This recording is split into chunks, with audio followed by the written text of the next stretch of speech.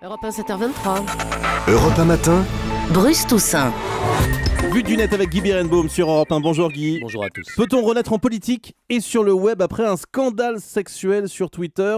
C'est la question que pose le comeback d'un démocrate américain nommé Anthony Weiner. Et oui, je l'avais raconté à ce micro en juin 2011, 15 jours après l'affaire Strauss-Kahn. Tout était parti d'une photo représentant un slip, un boxer short que je montre masculin très rempli. Ce cliché très explicite avait été envoyé à une étudiante, Janet Cordova, depuis le compte Twitter d'un représentant démocrate de l'État de New York, Rep. Weiner, qui ne l'avait jamais rencontré. Drôle de manière de faire connaissance quand même. Après avoir évoqué un piratage de son compte, il avait avoué sa faute. Oui, alors Weiner avait d'abord menti, affirmant que son compte avait été piraté. Ils font tout ça avant de reconnaître à l'américaine qu'il avait bien envoyé cette photo par erreur, et d'autres photos osées aussi d'ailleurs, ainsi que des mails ou des messages explicites à plusieurs jeunes femmes. Il avait fini par démissionner le 16 juin de la Chambre des représentants, poussé dehors par le président Obama lui-même. Et donc l'info, c'est qu'il réapparaît sur Twitter depuis 2 jours. Voilà son compte. Alors visiblement ça le démangeait, puisque Weiner a ouvert un nouveau compte Twitter à son nom lundi. Il a plus de 9240 abonnés ce matin, il en avait 68 000.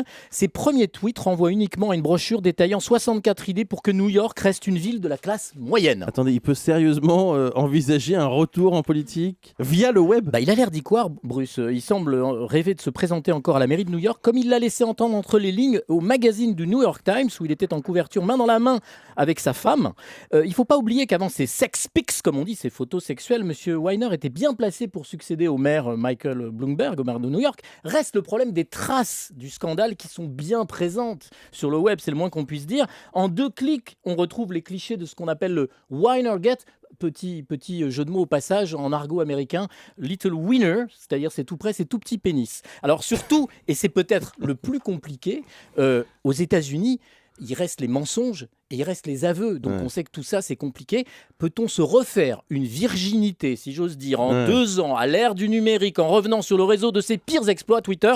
Anthony Weiner est un superbe cas pratique. Anthony Weiner, peut-être donc futur maire de New York. Futur candidat peut-être. Et si c'était aussi ça la transparence? Là, c'est super transparent, Bruce. Merci beaucoup Guy Birenbaum.